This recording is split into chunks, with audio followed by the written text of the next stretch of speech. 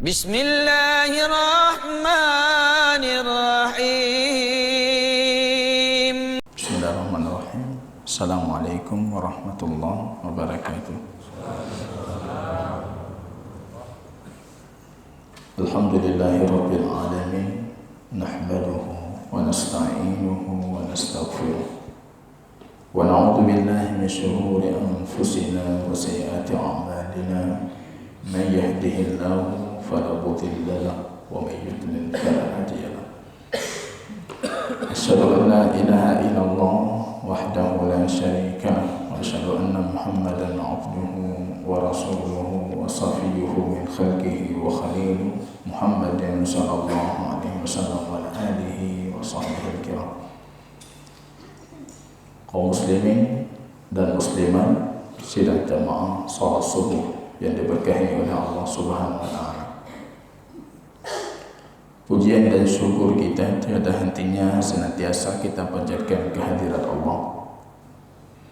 Allah berkenan memberikan kita kembali taufik, hidayah, inayah, sehingga kita bisa berkumpul kembali mengkaji hadis-hadis baginda Rasul sallallahu alaihi wasallam. Alangkah beruntungnya kita pagi ini bisa kembali mendengar hadis-hadis baginda Rasulullah sallallahu alaihi wasallam.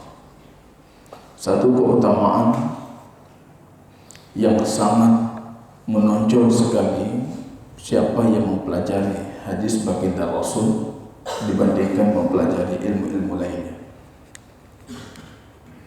Kita akan sering berselawat kepada baginda Rasul sallallahu alaihi wasallam.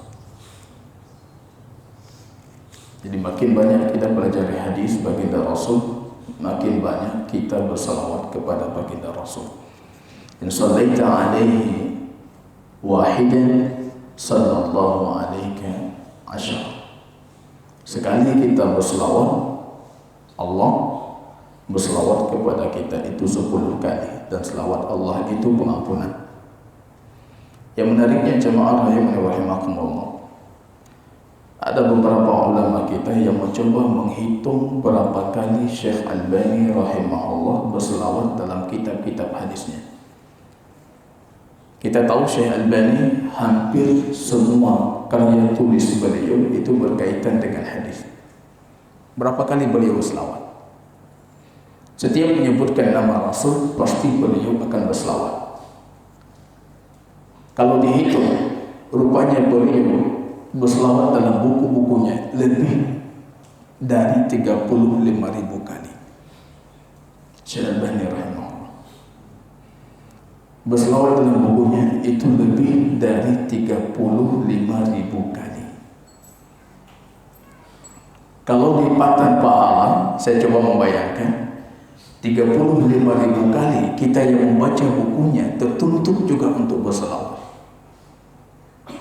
Pahala salawat kita berapa ribu orang, berapa juta orang yang membaca buku beliau akan tertuntut untuk berselawat. Siapa yang menunjukkan kepada jalan petunjuk, maka dia diberikan pahala ujuru man tabi'ahu, pahala orang yang mengikutinya. Berapa banyak pahala salawat yang beliau kumpulkan. Dari sisi lain, jamaah rahimani wa rahimakumullah, kita mempelajari kitab hadis Bulughul Maram yang tidak terlepas dari pembahasan halal dan haram. Jadi fadilah hadis kita dapatkan fadilatul fiqh. Fadilah fiqh juga kita dapatkan. Yusharu Mu'adz bin Jabal yaumal qiyamah 'ala rabwa, kata baginda Rasul. Besok di hari kiamat Mu'adz bin Jabal, sahabat baginda Rasul yang paling paham tentang halal dan haram, itu dibangkitkan lebih tinggi ala jamaahir ulama dibandingkan para ulama-ulama lainnya, itu lebih tinggi atas satu rawah, satu puncak. Ketinggian beliau di satu puncak, baru di bawahnya itu para ulama lain. Al-Ritiyah dalam satu hadis seperti jauhnya lemparan batu. Jadi kalau para ulama sudah berhenti besok di hari kiamat, ini posisi mereka para ulama. Sedangkan posisi Mu'adz ibnu Jabal itu mendahului para ulama sejauh lemparan batu. Kita ambil batu, kita lempar. di mana batu itu berhenti, di situ posisi Mu'adz bin Jabal. Posisi itu beliau dapatkan karena beliau alam ummati bil halal wal haram. Umatku paling paham tentang halal dan haram. Ini jemaah rahimani wa rahimakumullah. Di pagi yang penuh keberkahan ini kita coba melanjutkan kembali hadis-hadis baginda Rasul sallallahu alaihi wasallam dari kitab Bulughul Maram Imam Ibnu Hajar Al-Asqalani. Dan kita masih berbicara tentang kitab Al-Janaiz. Pembahasan sangat penting dan sepatutnya pembahasan penting ini kita ambil secara komprehensif dan sempurna. Saya lihat jemaahnya lebih ramai hari ini.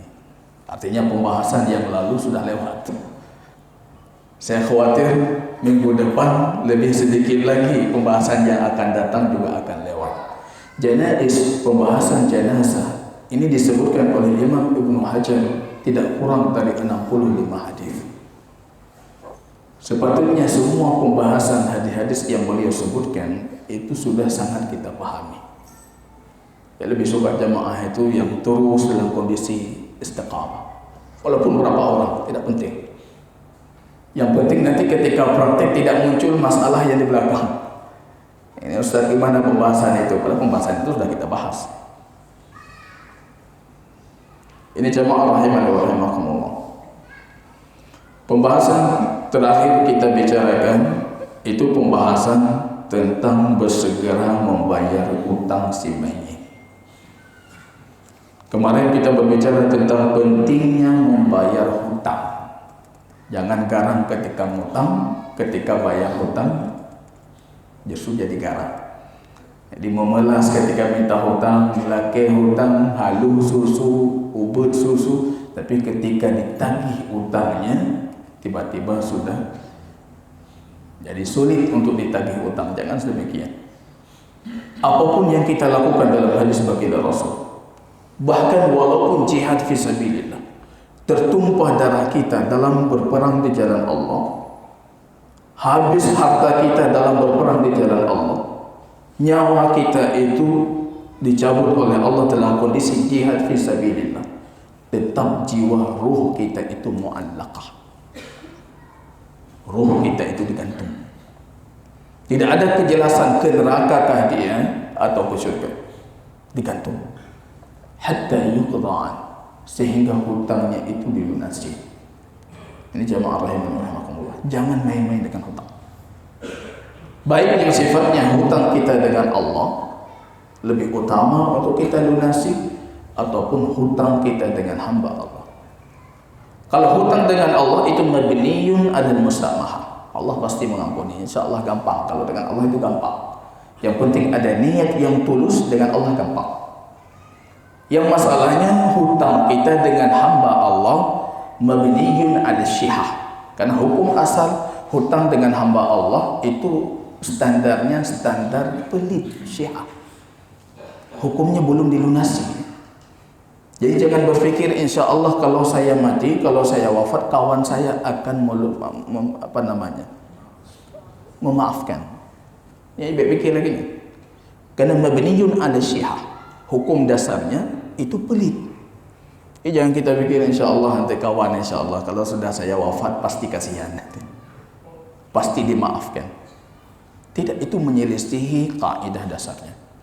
Mabniyun 'ala syihah. Hubungan kita dengan makhluk, apapun interaksi kita dengan makhluk, itu hukum asalnya syihah, pelit. Artinya dia tidak memaafkan. Maka min hadji salaf, di antara petunjuk para ulama salaf, mereka selalu dalam kondisi menghadirkan kematian, maka mereka menuntut untuk mewasiatkan. Itu petunjuk salaf. Jadi keluar pagi menuju tempat salat kita sudah titip wasiat belum? Kalau belum, kita sudah menyelisihi petunjuk salaf. Titip wasiat. Tapi kita terlalu yakin kalau kita tidak mati. Ini masalahnya. Yakin sekali Pak kita nggak mati. Nah, insya Allah panjang umur, kita bayar lah. Insya Allah besok kita bayar. Insya Allah tahun depannya. Yakin sekali. Ini yang paling dikhawatirkan baginda Rasul kepada kita, al-wahan. Bukan corona di Wuhan itu. Wahan. hubbud dunya wa karahiyatul maut. Cinta dunia yang berlebihan dan khawatir takut terhadap kematian. Ya. Saya berangkat itu dari Darussalam, Jalan Soekarno-Hatta itu seperti kota mati Wuhan persis. Subuh tadi. Ya, kita subuhnya cuma seperti kota mati. Seperti kota mati Wuhan. Ini yang dikhawatirkan oleh baginda Rasul. Al-Wahan. Karahiyatul maut, kebencian terhadap kematian menjadikan kita tidak mau mengingat kematian. Saking bencinya kita tidak mau menghadirkan kematian. Maka seolah-olah semuanya nyaman, semuanya dalam kondisi insya Allah ajalnya masih ditabungkan. Hadiyus salaf, mereka tidak bepergian, tidak keluar rumah mereka, tidak bermalam di malam mereka, kecuali mereka sudah menitipkan wasiat. Menitipkan wasiat. Saya punya utang si fulan, si fulan, si fulan. Tulis wasiat. Titip, saya punya hutang dari si fulan. Ketika Anda wafat tidak muncul masalah. Ada datang penagih hutang, tidak akan diingkari oleh keluarga ahli mayit. Ataupun tidak membuka peluang untuk yang bukan penagih hutang untuk menagih hutang. Karena ini kasus juga di masyarakat kita. Ada yang wafat tiba-tiba datang, nyona hutang ke balu. Kita nggak tahu, tidak ada pembuktian mana hutangnya. Khawatir kita kalau betul-betul utang tapi tidak ada pembuktian, tidak ada cek, tidak ada faktur, tidak ada ini, tidak ada itu, akhirnya kita ingkari. Kalau betul-betul dia berutang, maka ruh si muslim tadi dalam kondisi tergantung. Bahaya jemaah rahimani wa rahimakumullah, seolah apapun kebaikan yang kita lakukan tidak bermanfaat ketika ruh kita itu masih dalam kondisi tergantung, tidak dihukumi. Yang paling penting dari itu, hadis Imam Ahmad yang kita sebutkan pada pertemuan yang lalu, kita selalu berikhtiar membayar hutang. Mengambil hutang dalam kondisi berniat, berazam, berikhtiar, saya akan membayar. Maka merujuk kepada hadis baginda Rasul, siapa yang berniat membayar hutang, addallahu an, maka Allah sudah membayarnya. Wa man arada itlafahu, ada yang mengambil hutang memang niatnya tidak membayarnya, atlafahullah, Allah binasakan dia. Dan niatnya dulu, niat betul-betul insya Allah hutang ini akan kita bayar. Ini jemaah rahimani wa rahimakumullah. Pembahasan selanjutnya itu sudah kita bahas pada pertemuan yang lalu, ghuslul mayyit, tentang memandikan mayit, wa takfinihi fi saubin, dan mengkafankan si mayit dalam 2 kain. Ini kita pada pertemuan yang lalu mengambil hadis tentang sosok seorang laki-laki di zaman baginda Rasul ikut haji wada bersama baginda Rasul. Tiba-tiba ketika wukuf di Arafah, dia terjatuh dari tunggangannya, ataupun tunggangannya menjatuhkan dia. Dalam satu versi hadis, wa qasadhu dabbatuh, jadi tiba-tiba untanya itu menjatuhkan si laki-laki, dan si laki-laki itu jatuh dalam kondisi sudah wafat. Baginda Rasul sallallahu alaihi wasallam kemudian bersabda, ini penjelasannya pada pertemuan yang lalu, iksiluhu bima'in wa sidrin wa kaffinuhu fi saubin. Maka mandikan si mayit laki-laki tersebut bima'in wa sidrin, dengan air yang dicampur dengan daun bidara, daun sidr.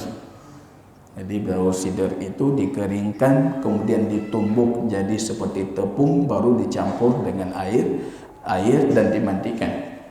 Kalau kita tidak punya sidr, mungkin boleh kita ganti dengan apapun yang berfungsi seperti fungsi sidr, sabunkah atau yang lain. Jauhkan sebaik mungkin kandungan-kandungan kimiawi, karena kita tidak tahu apa yang akan terjadi kepada jasad si mayit dengan kandungan kimiawi tersebut. Sebaiknya yang alami saja, cari yang alami.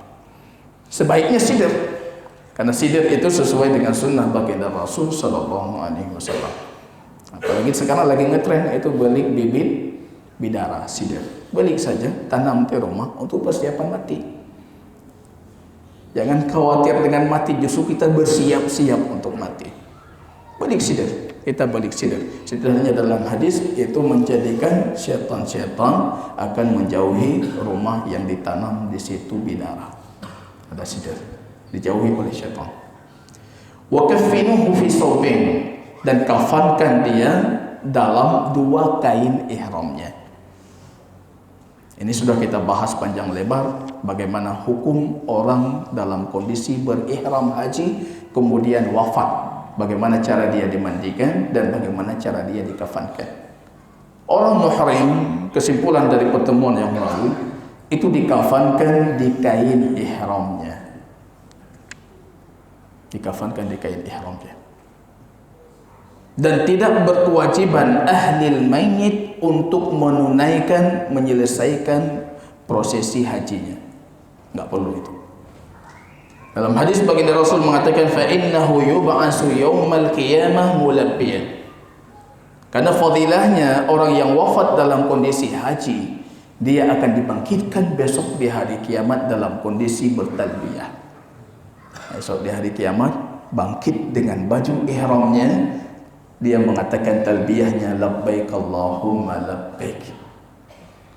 Merujuk kepada hadis yang lebih umum lagi, rupanya baginda Rasul sallallahu alaihi wasallam punya hadis yang lebih umum mengatakan fa innan nas yuhsyaru yaumal qiyamati ala ma mata alaih. Orang besok di hari kiamat itu akan dibangkitkan sesuai dengan kondisi apa dia diwafatkan. Ini hadis ini setidaknya mencegah kita dari segala kemungkaran. Wafat dalam kondisi berbuat maksiat, dibangkitkan dalam kondisi berbuat maksiat. Enggak ada celah, Pak. Ketika sendiri berani berbuat maksiat kepada Allah. Di depan orang khalayak ramai, kita itu ahli ta'ah. Orang yang taat luar biasa, dipuji ketaatannya, dipuji kebaikannya. Tapi ketika berada dengan Allah, justru kita orang yang merobek kehormatan Allah. Ya'ti unasun yawmal qiyamah. Ada orang besok di hari kiamat, itu kata baginda Rasul, ya'tuna bil hasanati. Mereka membawa kebaikan seperti jabali tihamatin bira, seperti gunung Tihamah yang besar. Kebaikan mereka banyak sekali seperti gunung Tihamah yang besar. Tiba-tiba baginda Rasul mengatakan faja'alallahu haba'an mathura, itu dijadikan debu-debu yang bertebaran. Gunung itu hilang sirna. Man haula'i ya Rasulullah? Para sahabat bertanya, takut mereka. Siapa mereka yang baginda Rasul? Salah satu ciri mereka itu rupanya baginda Rasul mengatakan idza khalau bimaharimillah. Orang ini kalau sedang berada dengan Allah dia berkhalwah, dia berpikir orang lain tidak ada yang melihat, enggak ada yang menonton, tidak ada yang melihat, tidak ada yang tahu, bahkan istrinya pun tidak tahu.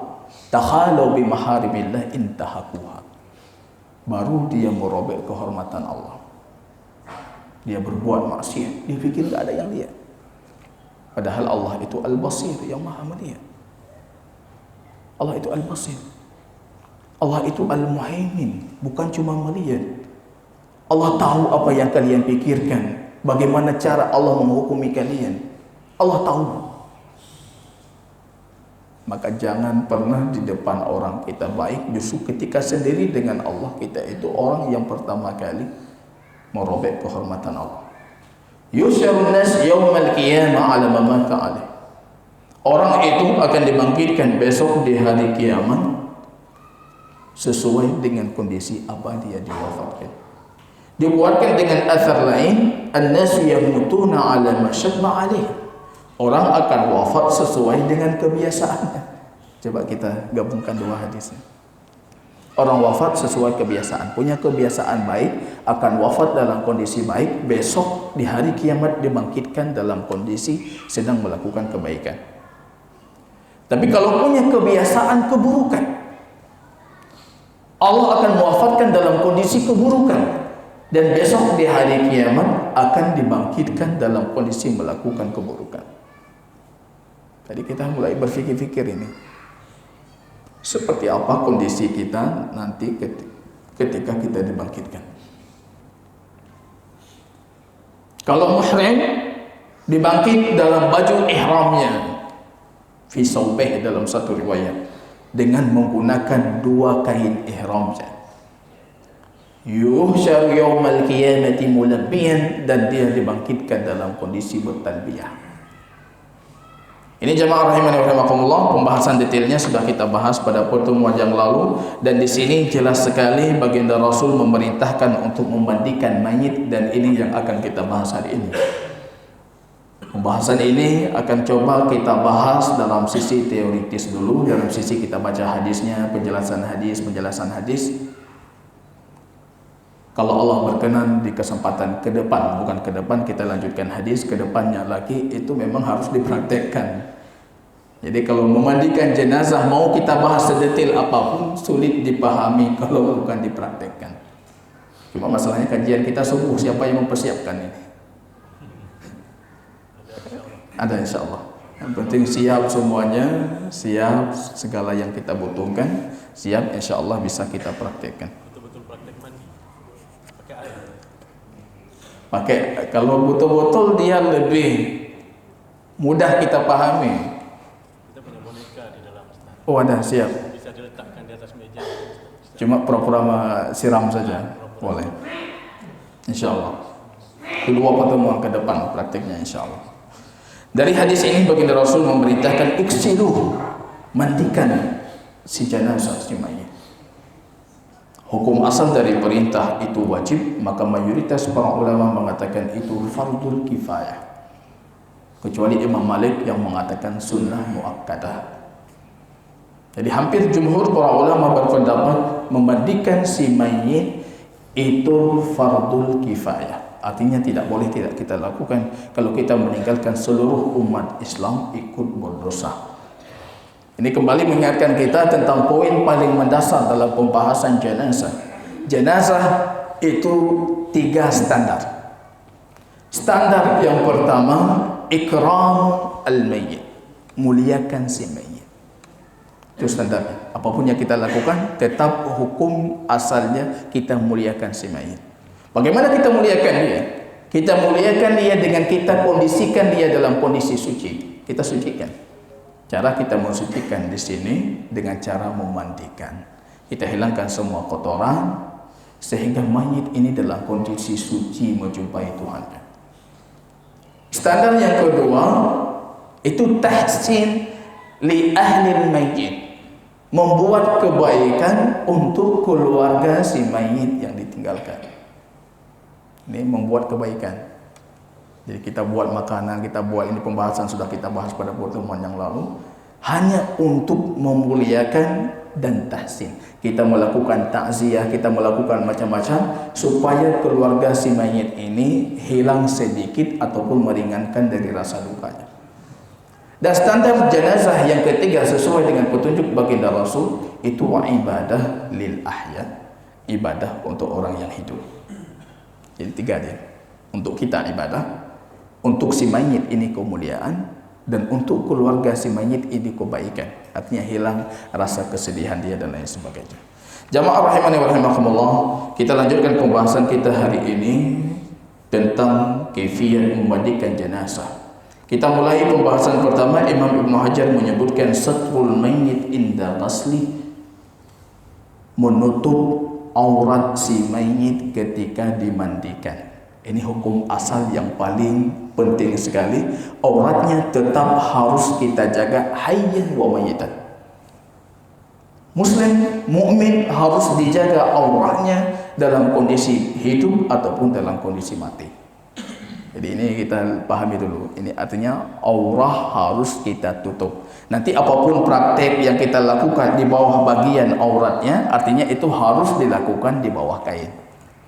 Ya disingkap kain baru dicuci, dimandikan, tapi di bawah kain. Menggosok dan lain sebagainya, kita menggunakan sarung tangan kita supaya tangan kita tidak bersentuhan langsung dengan auratnya si mayit untuk menjaga auratnya. La yanzuru rajulu ila auratil rajul wal mar'atu ila auratil mar'ah.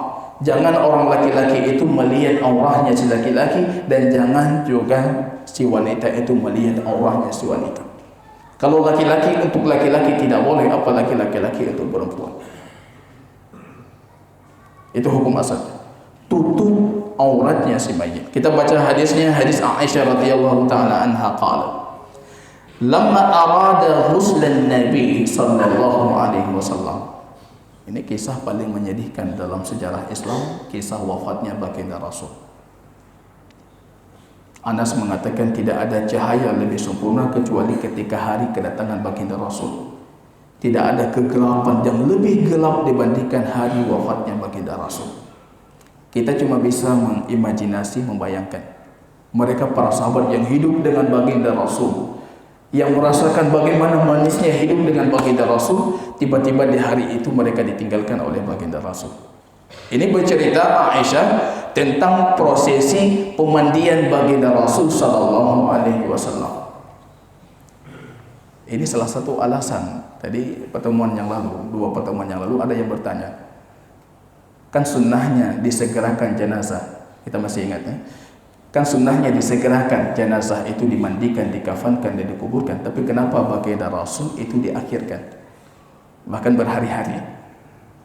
Salah satu alasannya karena di zaman baginda Rasul, ketika baginda Rasul wafat, di antara alasan kita sudah menyebutkan kemarin hari itu, termasuk kekisruhan para sahabat dalam memilih siapa pemimpin, harus punya khalifah, harus punya ini. Orang Ansar sudah mengangkat sendiri. Ketika baginda Rasul wafat, muncul banyak perselisihan tentang prosesi jenazah baginda Rasul. Ini di antara poin kenapa jenazah baginda Rasul itu diakhirkan. Ada yang berselisih siapa yang memandikan baginda Rasul. Mereka juga berselisih bagaimana dikafankan baginda Rasul. Mereka berselisih bagaimana kita mandikan baginda Rasul. Sama seperti kita mandikan mayat kaum muslimin.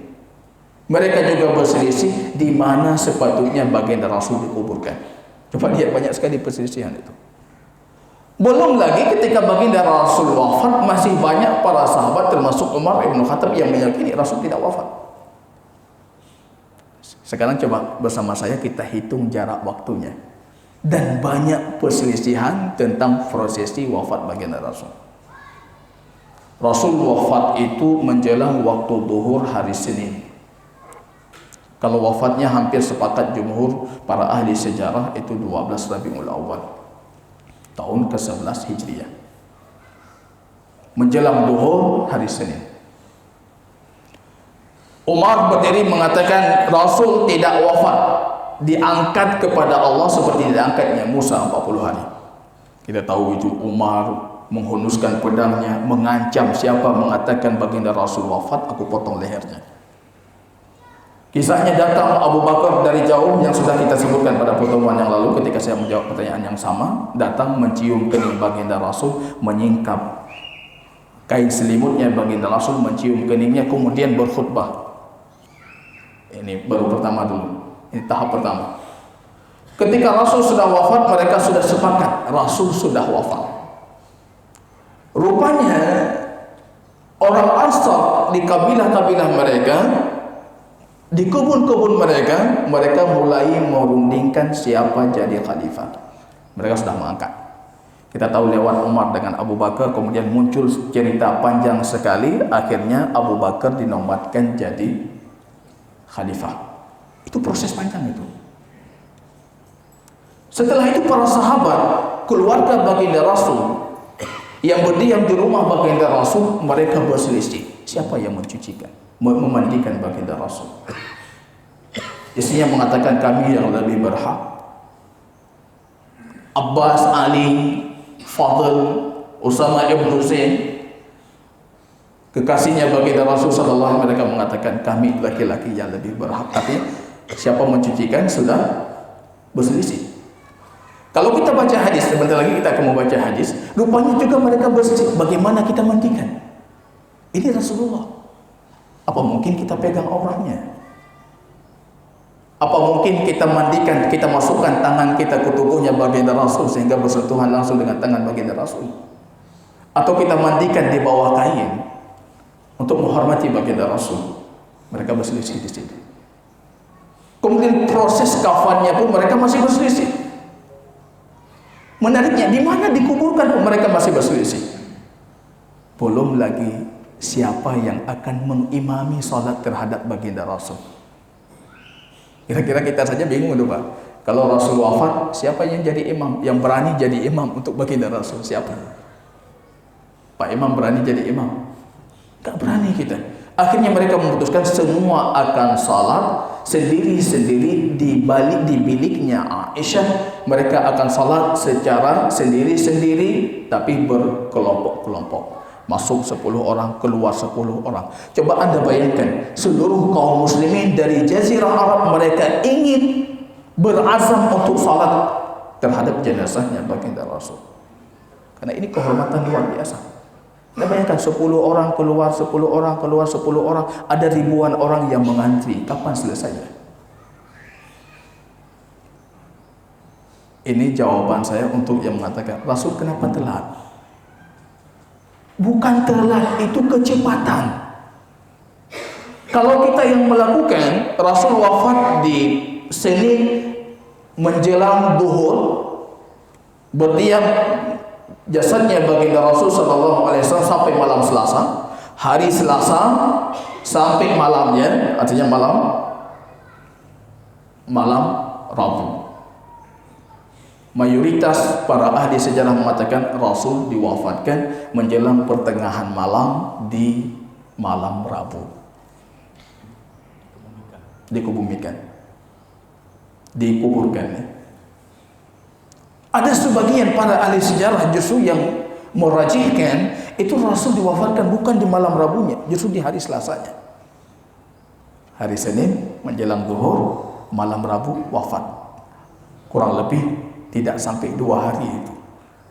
Khalifah sudah ada, mereka tidak berselisih siapa yang memandikan, bagaimana dimandikan, di mana dikuburkan, bagaimana mereka sholat, itu berduyun-duyun, berkelompok. Itu semua selesai dilakukan dalam waktu 48 jam. Jadi jangan katakan lagi Rasul itu telah dikebumikan. Kalau kita mungkin itu 1 minggu belum selesai prosesnya. Siapa yang memandu? Oh, anak lu yang memandu, kamu yang lebih berhak. Bukan kami yang lebih, di situ saja butuh waktu. Belum lagi yang menyalatkan butuh waktu. Jadi lambat-lambatnya baginda Rasul, bagi baginda Rasul itu sudah cepat. Lebih lagi baginda Rasul kita tahu jasadnya itu tidak akan dimakan oleh bumi. Beliau tidak ada masalah. Kalau kita mungkin 2 hari sudah keluar baunya, sudah keluar ininya, sudah keluar itunya, sudah ada perubahan di wajahnya. Ali melihat baginda Rasul mengatakan, tibta hayyan wa mayyitan. Alangkah baiknya engkau ketika engkau hidup dan alangkah baiknya jasad engkau ketika engkau wafat. Sempurna baginda Rasul, tidak ada perubahan sedikit pun. Itu janji Allah. La ta'kuluhu al-ard. Ajsadul anbiya, tubuh para nabi tidak akan dimakan bumi. Baginda Rasul sampai 2 hari itu tidak ada masalah. Tapi kalau kita yang masalah, maka kita bentuk kemuliaan untuk kita segerakan. Bukan itu jadi dalil justru untuk mengakhirkan jenazah-jenazah kita. Rasul saja demikian, enggak ada. Rasul itu punya kekhususan. Coba kita lihat ini detailnya.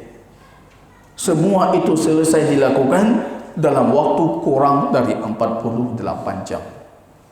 Ini khalifah sudah ada, semua sudah aman. Kondisi sudah terkendali semua. Prosesinya tidak ada lagi khilaf. Tempat kuburnya di mana dimandikan semuanya tidak ada lagi khilaf. Jadi jamaah rahimakumullah, kita membacakan hadis Aisyah. Beliau menceritakan tentang prosesi dimandikan baginda Rasul sallallahu alaihi wasallam. Lamma aradu ghuslan nabi, ketika para ahli keluarganya ingin memandikan baginda Rasul, aradu ghuslan nabi. Aradu ini menunjukkan yang ingin memandikan ini orang laki-laki. Maka di sini walaupun baginda Rasul pernah mengatakan, wahai Aisyah, bagaimana kalau aku wafat duluan wahai baginda Rasul, saya akan memandikan engkau. Kalau aku wafat duluan, engkau yang akan memandikan saya. Rupanya setelah proses khilaf di antara keluarganya, mereka sepakat yang memandikan baginda Rasul itu kaum laki-laki dari keluarga baginda Rasul. Jadi ada Abbas pamannya, ada Fadl anaknya Abbas, dan ada Hutham anaknya Abbas.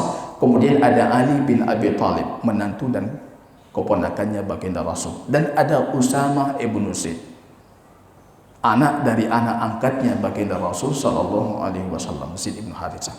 Dan dibantu oleh seorang budak Usamah ibn Zaid yang bernama Saleh. Artinya 6 orang yang memandikan baginda Rasul, dan cukup bagi mereka itu sebuah kemuliaan. 6 orang yang memandikan baginda Rasul. Abbas, Hutham anaknya Abbas, Fadl anaknya Abbas, Ali, Usamah ibn Zaid, dan Saleh maula Usamah ibn Zaid, budaknya Usamah ibn Zaid yang sudah dimerdekakan. Jadi tugas dari Abbas, Husam, dan Fadl itu memegang tubuhnya baginda Rasul sallallahu alaihi wasallam dan membolak-balikkan. Nanti kita lihat dalam praktiknya, kalau patut kita naikkan, patut kita balikkan supaya kesempurnaan dalam kita memandikan si mayit. Sedangkan tugas Usamah dengan budaknya Saleh itu yang membuyurkan air. Sedangkan tugas Ali ibnu Abi Thalib yang memandikan, yang menggosok baginda Rasul sallallahu alaihi wasallam. Ini anggota-anggota tim yang melakukan prosesi pemandian terhadap baginda Rasul sallallahu alaihi wasallam. Sebelum mereka memandikan, kata Aisyah, qalu wallah ma nadri. Mereka semua mengatakan wallah, demi Allah kita tidak tahu ini gimana caranya. Padahal Ali itu di zamannya orang paling paham terhadap sunnah memandikan mayit. Artinya itu kebiasaan Ali. Maka yang paling berhak di kampung untuk memandikan mayit, yang paling paham tentang sunnah memandikan jenazah. Ini kita mengambil ibrah dari kejadian prosesi pemandian baginda Rasul. Yang paling berhak memandikan mayit itu yang paling paham terhadap sunnah baginda Rasul tentang memandikan mayit. Di sini Ali orang paling paham. Ali sangat paham, artinya sudah sering memandikan jenazah kaum muslimin. Tapi mereka mengatakan wallah ma nadri. Ini baginda Rasul, nujarridu Rasulullah kama nujarridu mautana amla. Ini kita mandikan baginda Rasul, maaf cakap, dengan kita lepaskan seluruh pakaiannya, kita tutupi bagian auratnya dengan kain lain, dengan selimutnya, seperti kita memandikan jenazah kaum muslimin, ataupun kita mandikan langsung, kita gosok-gosok langsung di atas pakaiannya. Kita buka dulu pakaiannya, baru kita tutupi aurahnya. Artinya kulit baginda Rasul langsung kita sentuh ketika proses pemandian, seperti kita memandikan jenazah kaum muslimin, ataupun kita mandikan di atas pakaiannya langsung, kita gosok-gosok saja. Di sini mereka berselisih dalam riwayat Musnad Imam Ahmad. Tiba-tiba mereka ditimpa rasa ngantuk dan semua mereka tertidur. Dalam satu riwayat disebutkan wa alqanuhum ala sudurihim, ngantuknya luar biasa segini. Artinya ini daqan, ya, ini langsung menyentuh dada mereka, artinya betul-betul ngantuk, tertidur semuanya. Dalam kondisi mereka berselisih, ini kita mandikan, kita lepas baju baginda Rasul, atau kita memandikan di atas bajunya. Mereka sedang berselisih, tiba-tiba datang rasa ngantuk yang luar biasa. Mereka tertidur dalam kondisi ingin memandikan baginda Rasul. Ini riwayatnya Hasan. Dalam kondisi tertidur itu, justru mereka mendengar ada panggilan dari sudut biliknya Aisyah untuk memandikan baginda Rasul, mengguyurkan air langsung di atas pakaiannya Rasulullah. Jadi ini yang berbeda memandikan baginda Rasul dengan kita memandikan jenazah kaum muslimin lainnya. Kalau jenazah kaum muslimin lainnya, kita tutupi bagian orangnya dengan kain yang lain, baju, semua pakaiannya kita lepaskan. Kita guyurkan air langsung ke tubuhnya. Sedangkan jenazah baginda Rasul itu air diguyur di atas pakaiannya baginda Rasul. Mereka cuma menggosok-gosok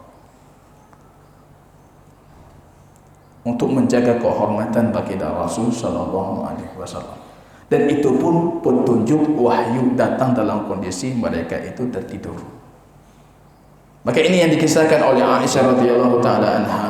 Lama aradu ghuslan Nabi, ketika mereka ingin memandikan baginda Rasul, qalu wallahi ma nadri, kita tidak tahu ini bagaimana kita mandikan baginda Rasul. Nujarridu Rasulullah kama nujarridu mautana, apakah kita hilangkan semua pakaian baginda Rasul ketika kita mandikan seperti kita hilangkan pakaian mayat-mayat kaum muslimin lainnya? Abla, ataupun tidak. Maka kesimpulannya akhirnya mereka memandikan baginda Rasul dalam kondisi menyirami di atas pakaiannya. Jadi gosok-gosok pakaiannya yang digosok itu. Tidak dilepas pakaian baginda Rasul, baru mereka menggosok. Di sini jamaah rahimani rahimakumullah, poin yang paling mendasar kata Imam Ibnu Hajar yang bisa kita ambil dari hadis ini, sepatutnya kita menjaga aurah kaum muslimin dalam kondisi hayyan wa mayitan. Hidup atau mati kita jaga aurahnya. Cuma masalahnya banyak orang tua di antara kita yang tidak mau menjaga aurah. Kau orang minggu kena mulu tuan warna hijau mulu dah apa berjalan aurat tidak boleh. Khatifah kita tutup auratmu.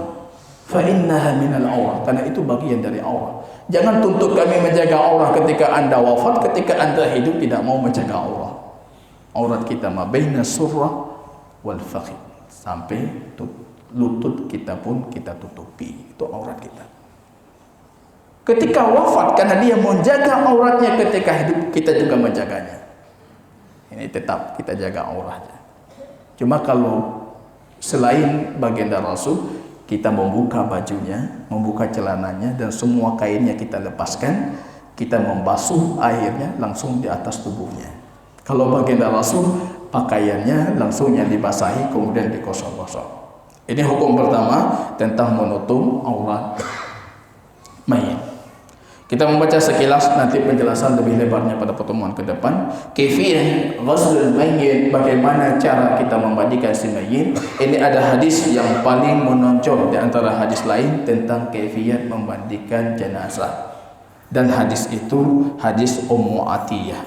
Jadi hadis Ummu Atiyah selalu hadis paling populer tentang kaifiyah memandikan jenazah. Kenapa dia populer?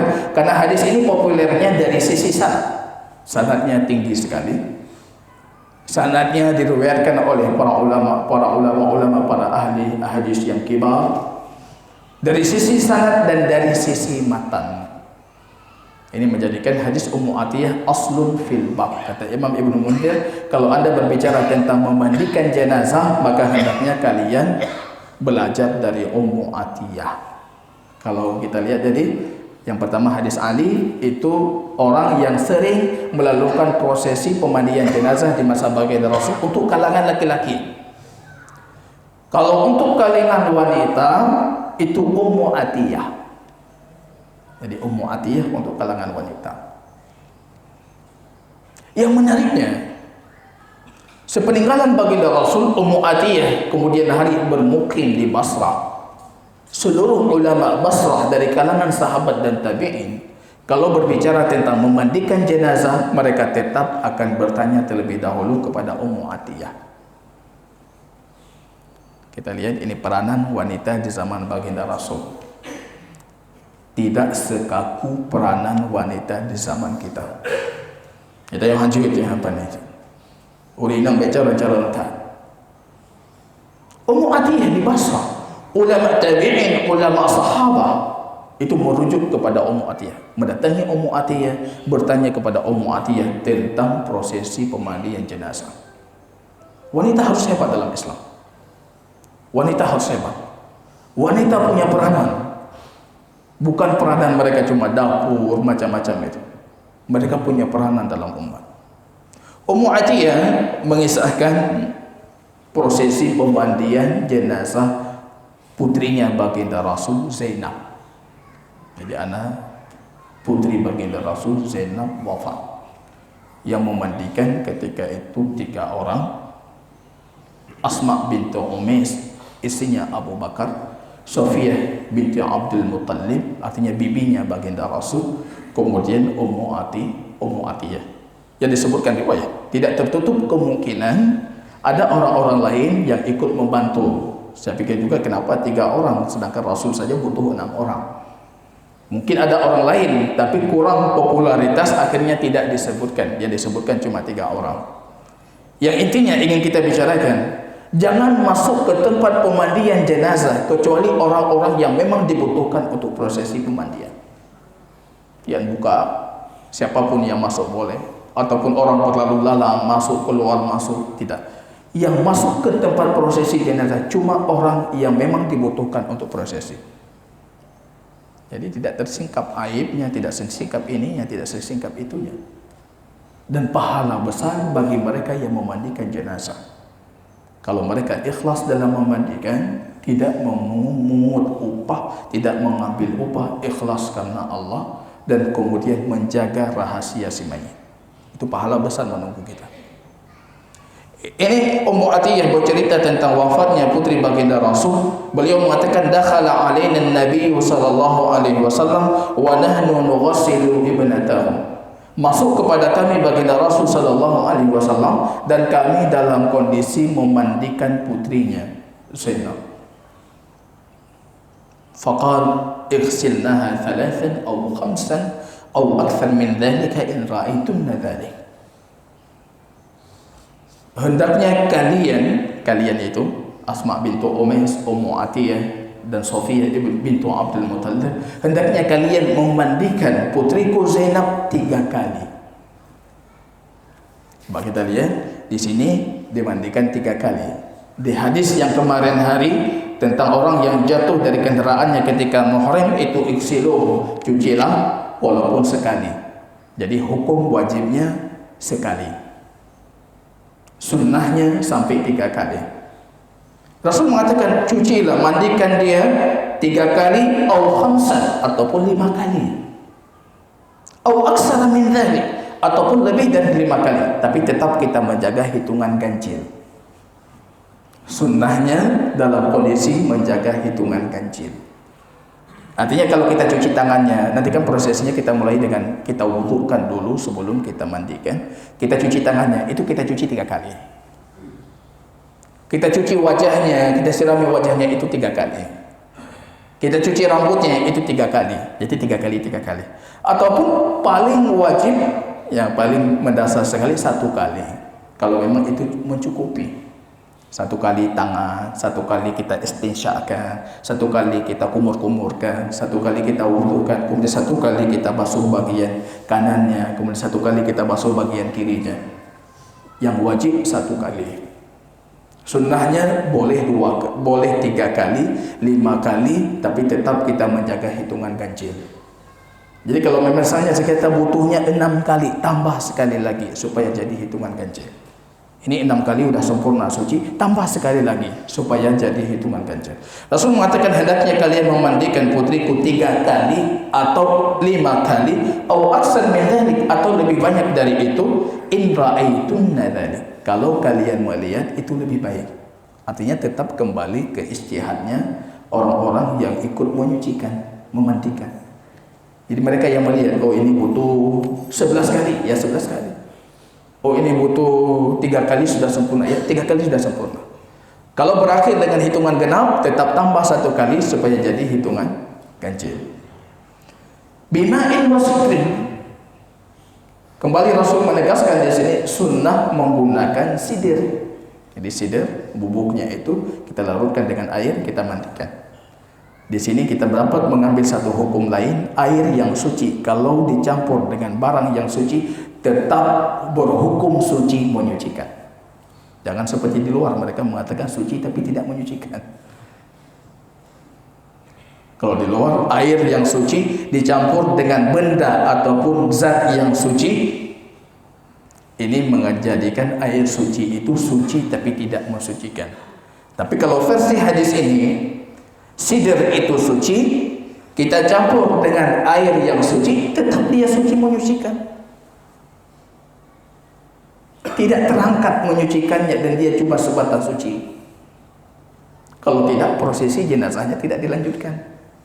Kalau dilanjutkan, ini artinya tetap bakin ala tuhuriyati, tetap menyucikan. Artinya apa? Kalau kita punya misalnya air yang sudah bercampur lumut kemudian berubah warnanya, tetap dia dalam kondisi suci menyucikan. ataupun air yang sudah dicelupkan teh di situ, yang nggak ada manisnya di situ, tehnya saja, tehnya berubah warnanya, tetap suci menyucikan. Bukan suci tapi tidak menyucikan. Suci menyucikan. Buktinya apa dalam hadis ini? Air kita campur dengan sidr, bidara, air itu pasti akan berubah warnanya. Kalau kita merasakan pasti akan berubah rasanya, tapi itu tetap suci dan menyucikan. Itu mazhabnya Imam Malik, dan itu mazhabnya yang diimpikan oleh Imam Ghazali untuk mazhab Syafi'i. Dia mengatakan alangkah indahnya kalau mazhab Syafi'i dalam pembahasan air seperti mazhab Imam Malik. Cuma yang namanya mazhab tetap harus kita bersih kuat dengan mazhab. Yaitu Imam Ghazali, beliau berangan-angan. Kenapa ya? Kenapa tidak mazhab Imam Syafi'i dalam pembahasan air itu seperti mazhab Imam Malik? Yang namanya fanatik mazhab, tetap mazhabku lebih unggul. Padahal sudah berangan-angan. Kenapa ya? Kenapa mazhab Imam Malik sederhana sekali, suci-suci. Selama dia tidak bercampur dengan yang najis menghilangkan baunya atau sesuatu dari tiga itu, baru terangkat kesuciannya. Kalau tidak, tetap dia suci menyucikan. Maka di sini baginda Rasul mengatakan campurlah air itu dengan daun bidara, sidr. Waj'alna fil akhirah kafura. Dan hendaknya kalian jadikan di cucian terakhir kalian campur airnya dengan kafur, kapur barus. Ditumbuk, dijadikan seperti tepung dicampur dengan air. Itu untuk ghasla akhirah, untuk cucian terakhir yang ganjil. Jadi kalau genap tambah sekali lagi, yang kita tambah sekali lagi sudah kita campur dengan kafur barus. Au syai'an min kafur. Falamma faragna adhannahu. Jadi ketika kami sudah selesai proses memandikan jenazahnya Zainab, kami memanggil baginda Rasul. Fa'alqa ilaina hikwahu. Kemudian Rasul memberikan sisirnya. Coba kita muliakan si mayit. Dimuliakan betul-betul si mayit dalam Islam. Rasul memberikan sisirnya, mengatakan asy'irnaha iyyahu. Hendaknya kalian menyisir rambutnya. Jadi disisir rambutnya Zainab. Begitu juga dengan kita laki-laki, disisir rambutnya. Kalau kukunya panjang, kita potong kukunya, kita sucikan. Kita istinjakan sebelum kita mulai prosesi pemandian supaya betul-betul dia dalam kondisi suci. Kita balikkan tubuhnya, kita istinjakan.